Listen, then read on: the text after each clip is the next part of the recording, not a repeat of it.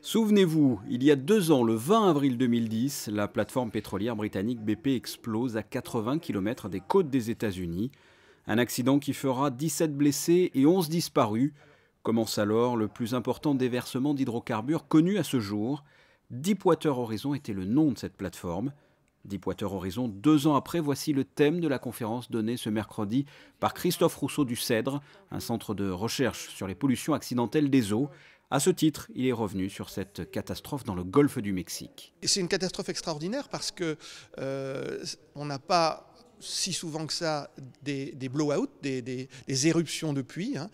780 000 tonnes de pétrole brut, léger, déversé, c'est après Stock One en 1979. On n'avait pas connu de grands rejets de ce style-là. L'impact sur l'environnement est encore méconnu.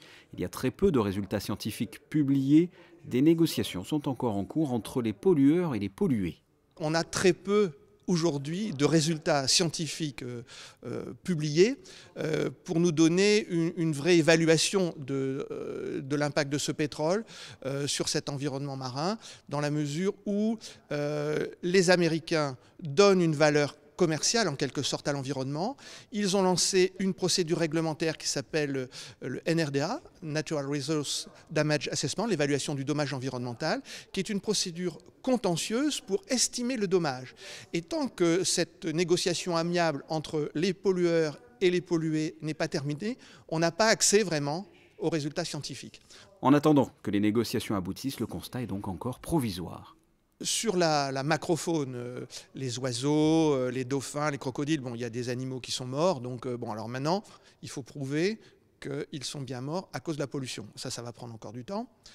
Sur le milieu profond, on a constaté qu'au niveau de cette espèce de nuage d'hydrocarbures légers qui se sont dissous et dispersés par 1200 mètres de fond, il y a eu une attaque bactérienne pour la digestion de ces hydrocarbures. Et donc là aujourd'hui, il faut essayer à nouveau de mesurer quelle est l'étendue de cette consommation par les bactéries de ces hydrocarbures. Et puis on a constaté vers 10-11 km du point de rejet un certain niveau de pollution de barrières coralliennes au fond, tout au fond de la mer.